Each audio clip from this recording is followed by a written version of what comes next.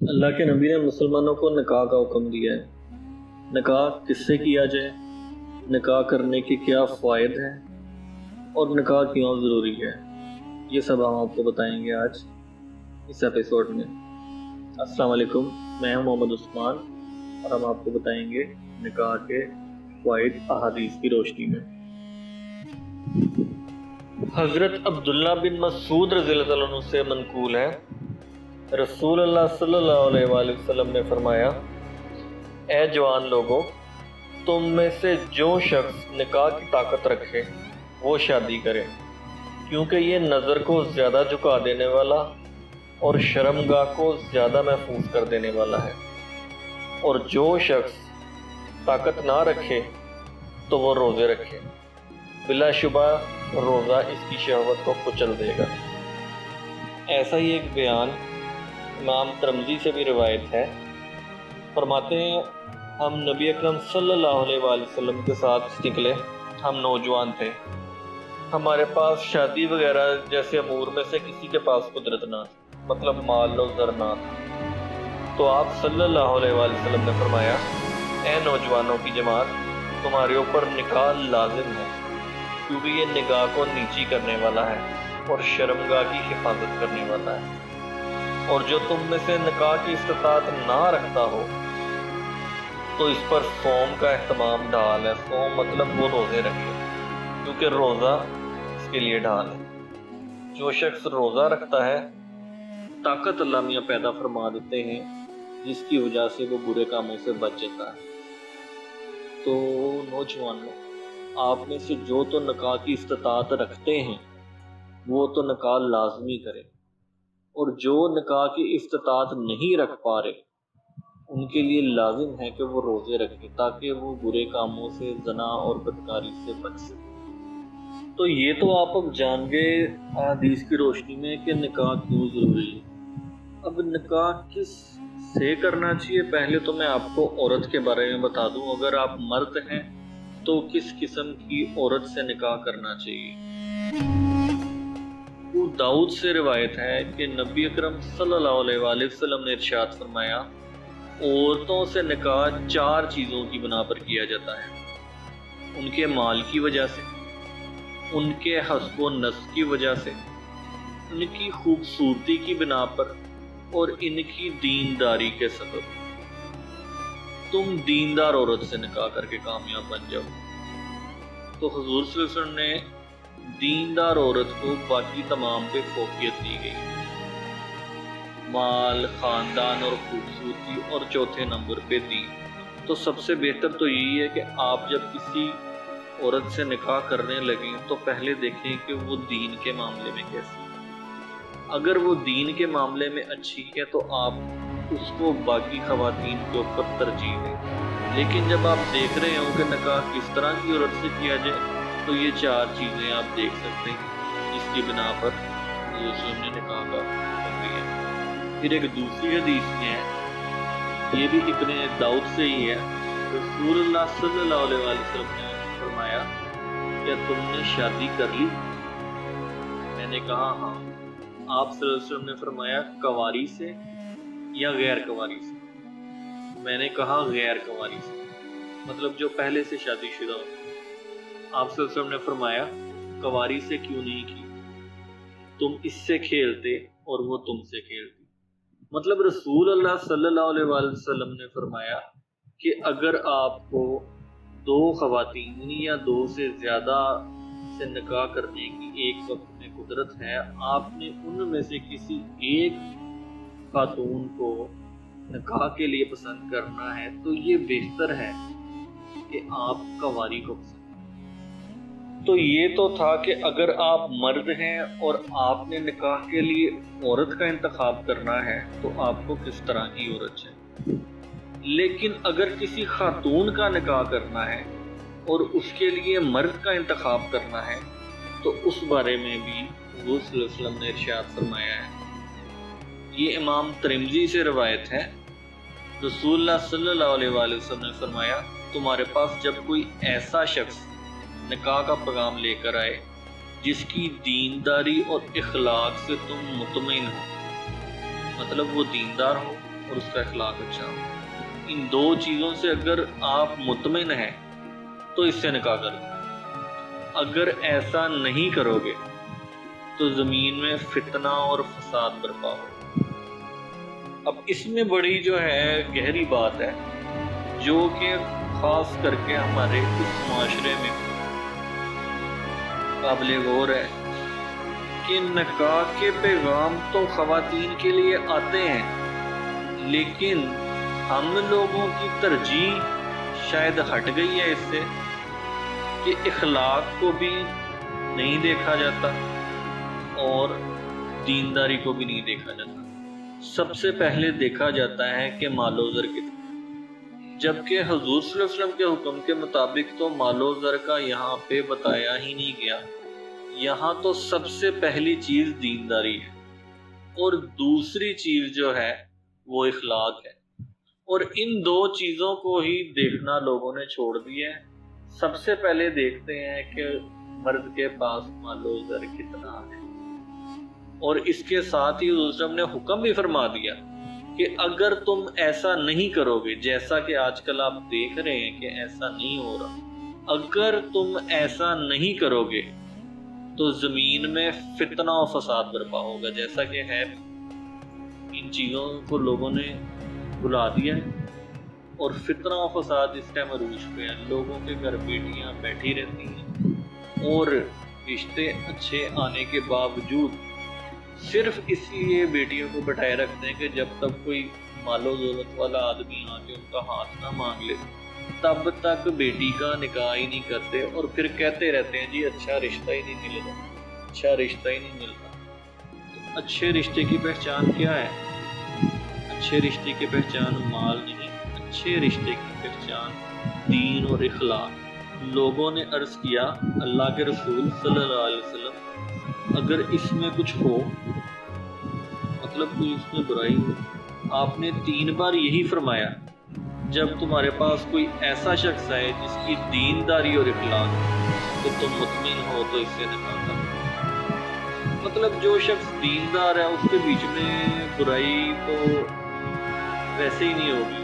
اس کو دین کی سمجھ اللہ نے دے دی ہے، وہ برے کاموں سے ہٹ جاتا ہے، اور اس کا اخلاق اچھا ہے تو جس کا اخلاق اچھا ہے اس کو تو جنت کی سند مل چکی ہے. اچھا اخلاق اور دین، اگر ایسا شخص آپ کو ملتا ہے تو دیر مت کریں. اگر آپ کی بہن یا بیٹی ہے تو اس کا نکاح کر دیں. یہ تو تھا کہ نکاح کس سے کیا جائے. اب جن سے نکاح سے حضور صلی اللہ علیہ وسلم نے منع فرمایا ہے، یہ میں ابو داؤد سے روایت کر رہا ہوں. رسول اللہ صلی اللہ علیہ وسلم نے فرمایا پھوپھی کے نکاح میں رہتے ہوئے بھتیجی سے نکاح نہیں کیا جا سکتا، اور نہ بھتیجی کے نکاح میں رہتے ہوئے پھوپھی سے نکاح درست ہے. اسی طرح خالہ کے نکاح میں رہتے ہوئے بھانجی سے نکاح نہیں کیا جا سکتا، اور نہ ہی بھانجی کے نکاح میں رہتے ہوئے خالہ سے نکاح درست ہے. غرض یہ کہ چھوٹی کے رہتے ہوئے بڑی سے اور بڑی کے رہتے ہوئے چھوٹی سے نکاح جائز نہیں. اسی حدیث کو ایک جگہ اور حضور صلی اللہ علیہ وسلم سے بیان کرتا ہوں کہ خالہ اور بھانجی اور اسی طرح پھوپھی اور بھتیجی کو بیک وقت نکاح میں رکھنے سے منع ہے. مطلب ایک وقت میں آپ دونوں کو نکاح میں نہیں رکھ سکتے، ایک کو ہی رکھ سکتے ہیں. اب اور کس نکاح سے حضور صلی اللہ علیہ وسلم نے منع فرمایا؟ فرماتے ہیں کہ عورتوں سے نکاح متاع کو حرام قرار دیا گیا. یہ جیسے متاع آپ نے دیکھا ہوگا کہ ایک وقت کے لیے نکاح کر دیا جاتا ہے، اس کے بعد وہ نکاح خود بخود ختم ہو جاتا ہے. اس کو حضور صلی اللہ علیہ وسلم نے حرام قرار دیا ہے. یہ میں آپ کو بتا رہا ہوں ابو داؤد، اور حدیث نمبر جو ہے یہ 2037 ہے. اس میں حضور صلی اللہ علیہ وسلم فرما رہے ہیں کہ باقاعدہ متاع کو حرام قرار دیا گیا، آپ نکاح متاع نہیں کر سکتے. اور اب آتے ہیں کہ اس کو منع کیا ہے رسول اللہ صلی اللہ علیہ وسلم نے نکاح شغار سے منع فرمایا. اب یہ مفسد نے اپنی حدیث میں اتنا اضافہ کیا ہے، کہتے ہیں میں نے نافع سے پوچھا شغار کیا ہے، اس سے منع کیا ہے نکاح شغار سے، تو شغار ہے کیا؟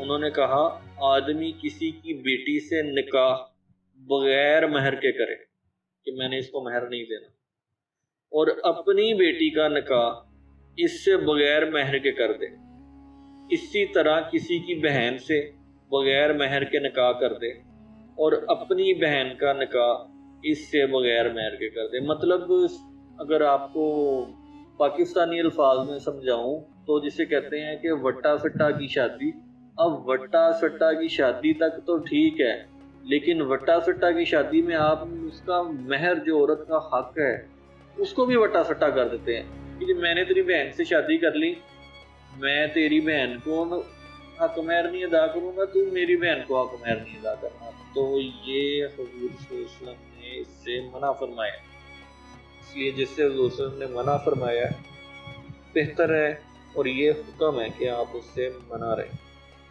ایک اور حدیث میں بیان ہے کہ عباس بن عبداللہ بن عباس نے اپنی بیٹی کا نکاح عبداللہ بن حکم سے کر دیا، اور عبد الرحمن نے اپنی بیٹی کا نکاح عباس سے کر دیا۔ مطلب دونوں نے ایک دوسرے کی بیٹیوں سے نکاح کر لیا، اور ان دونوں میں سے ہر ایک نے دوسرے سے اپنی بیٹی کے شادی کرنے کو اپنی بیوی کا مہر قرار دے دیا۔ مطلب کہ میں نے تمہاری بیٹی سے شادی کر لی ہے تو اس کا مہر جو ہے یہ میری بیٹی، اور تم نے میری بیٹی سے شادی کر لی ہے تو اس کا مہر تمہاری بیٹی۔ اب جب یہ معاملہ معاویہ کو مروان نے بتایا تو معاویہ نے حکم دیا کہ ان کے درمیان جدائی کروا دی جائے، اور اپنے خط میں یہ بھی لکھا کہ یہی وہ نگاہ شگار ہے جس سے اللہ کے رسول صلی اللہ علیہ وسلم نے منع فرمایا، یہ نکاح شگار۔ تو نکاح شگار سے رسول صلی اللہ علیہ وسلم نے باقاعدہ منع کیا۔ اب ایک بڑی چیز ہوتی ہے کہ جی پتہ چلتا ہے کسی کو کہ فلاں کی بیٹی خوبصورت ہے کسی کی، اور میرے کسی کزن نے یا رشتہ داروں میں کسی اور نے یا مطلب کسی بھی جاننے والے نے پتہ چلتا ہے کہ اس نے اس کے لیے رشتہ بھیجا ہے، تو اس کا رشتہ خراب کرنے کے لیے فوراً خود رشتہ بھیج دیتے ہیں۔ تو اس کے بارے میں حضور صلی اللہ علیہ وسلم نے بڑی سختی سے منع فرمایا ہے۔ سیدھے الفاظ میں بیان کرتے ہیں رسول اللہ صلی اللہ علیہ وآلہ وسلم کہ آدمی اپنے بھائی کے پیغام پر پیغام نہ بھیجے۔ اب یہ بھائی سے مراد یہ نہیں ہے کہ آپ کا سگا بھائی جو آپ کے ماں باپ جس کے اور آپ کے ماں باپ ایک ہی ہے، نہیں، بھائی تمام مسلمان آپ کے بھائی ہیں جن کو آپ جانتے ہیں، کہ بھائی کے پیغام پر پیغام نہ بھیجے۔ ایک بڑی اہم چیز ہے کہ جب خاص کر کے لڑکی کا نکاح کیا جاتا ہے، ویسے تو لڑکوں کے ساتھ بھی اکثر یہ ہو جاتا ہے، تو ان سے پوچھا ہی نہیں جاتا، بس حکم صادر کر دیا جاتا ہے آپ کا نکاح کرنا ہے، اور نہ کرنے والوں کو تو خاص کر کے پاکستان میں تو بڑی سخت قسم کی سزائیں دی جاتی ہیں۔ کبھی کبھی آپ اکثر سن رہے ہوتے ہیں جی غیرت کے نام پہ قتل کر دیا، وہ غیرت نہیں ہوتی، وہ غیرت نہیں ہوتی، وہ بغیرتی ہوتی ہے کہ آپ اس چیز پہ قتل کر دیتے ہیں کہ اس نے آپ کی بات نہیں مانی، جبکہ حضور صلی اللہ علیہ وسلم نے جو فرمایا وہ تو اس سے بالکل اس سے الگ ہے۔ اب رسول اللہ صلی اللہ علیہ وسلم کیا فرماتے ہیں کہ غیر کنواری عورت کا نکاح نہ کیا جائے، مطلب جو کنواری نہیں رہ گئی اس کا نکاح نہ کیا جائے جب تک اس سے پوچھ نہ لیا جائے۔ مطلب ایک عورت جو کنواری نہیں ہے اس کا نکاح آپ کر ہی نہیں سکتے جب تک وہ خود نہ حامی بنے۔ آپ نے پوچھا اگر وہ اقرار کرتی ہے تو نکاح ہوگا، اگر اقرار نہیں کرتی تو اس کا نکاح آپ نہیں کروا سکتے۔ اور نہ ہی کنواری عورت کا، کنواری عورت مطلب آپ کی بہن یا بیٹی کنواری ہے، اس کا بھی نکاح آپ اس کی اجازت کے بغیر نہیں کر سکتے۔ لوگوں نے عرض کیا اللہ کے رسول صلی اللہ علیہ وسلم اس کی اجازت کیا ہے، مطلب اجازت کیسی لیجیے؟ تو آپ صلی اللہ علیہ وسلم نے ارشاد فرمایا اس کی اجازت یہ ہے کہ وہ خاموش رہے۔ مطلب آپ نے اگر اپنی بہن بیٹی سے پوچھا ہے، کلیئر الفاظ میں اس سے پوچھیں کہ فلاں شخص کے ساتھ آپ اس کا نکاح کرنا چاہتے ہیں، اس کو وقت دیں سوچنے کا، سمجھنے کا، پھر اس سے دوبارہ پوچھیں۔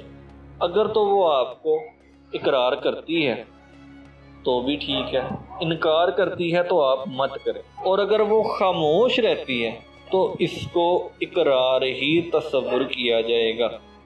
اب اسی طرح یتیم لڑکی کے بارے میں بھی ہے کہ یتیم لڑکی سے اس کے نکاح کے لیے باقاعدہ اجازت لی جائے گی۔ آپ اس کے پاس جا کے پہلے تو اسے یہ پوچھیں گے کہ اس کا نکاح کروانے کی آپ رکھتے بھی ہیں اجازت کے نہیں، تو آپ اس کے پاس پہلے تو جا کے اس سے اجازت طلب کریں گے کہ بیٹی آپ کا نکاح کروا دیا جائے۔ اگر وہ خاموشی اختیار کرے تو یہی اس کی اجازت ہے، اور اگر انکار کر دے تو زبردستی نہیں کریں گے۔ یہ حدیث نمبر 2093 ابو داؤد سے جو ہے یہ منسوخ ہے۔ تو یہ آپ کو پتہ چل گیا کہ حق مہر کے بغیر آپ نکاح نہیں کر سکتے، اور پھوپھی بھتیجی خالہ چھوٹی بڑی ان کے ساتھ آپ بیک وقت نکاح نہیں کر سکتے۔ اگر کوئی بھائی نکاح کا پیغام بھیج رہے ہیں تو آپ اس کے پیغام پہ پیغام بھیج کے نکاح نہیں کر سکتے۔ اب مہر کے بارے میں حدیث ہے کہ رسول اللہ صلی اللہ علیہ وسلم نے عبد الرحمن بن عوف رضی اللہ عنہ کے جسم پہ زعفران کا اثر دیکھا۔ زعفران ایک پھول ہوتا ہے، کچھ لوگ جانتے ہیں کچھ لوگ شاید نہیں جانتے ہوتے ہیں۔ اس کی پتیاں ہوتی ہیں زرد کلر کی، انتہائی خوشبودار، اور عرب میں زعفران کو خوشبو کے لیے لگانا رواج تھا، کھانوں میں بھی ڈلتا ہے۔ تو ان کے جسم کے اوپر زعفران کا نشان دیکھا، وہ جہاں لگتا ہے زرد نشان چھوڑ جاتا ہے۔ تو رسول اللہ صلی اللہ علیہ وسلم سے پوچھا یہ کیا ہے؟ انہوں نے کہا اللہ کے رسول صلی اللہ علیہ وآلہ وسلم میں نے ایک عورت سے شادی کر لی ہے۔ پوچھا اسے کتنا مہر دیا ہے؟ جواب دیا گٹھلی کے برابر سونا۔ مطلب گٹھلی عرب میں زیادہ کھجور کی گٹھلی استعمال ہوتی ہے، تو جتنی کھجور کی گٹھلی ہے اس کے برابر سونا جو ہے وہ اس کو مہر ادا کیا۔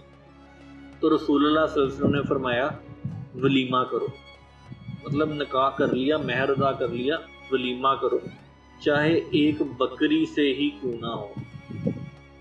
تو آپ کے اوپر جو فرض چیزیں ہیں، نکاح آپ نے کر لیا، نکاح کے بعد ولیمہ آپ کے اوپر فرض ہے۔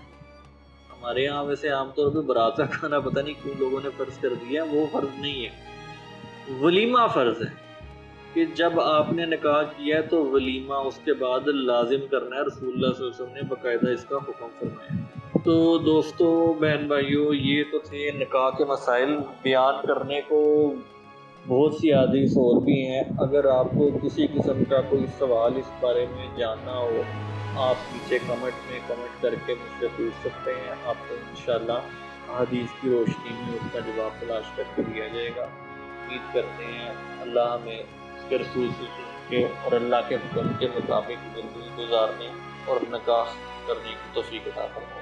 شکریہ، اللہ حافظ، شکریہ۔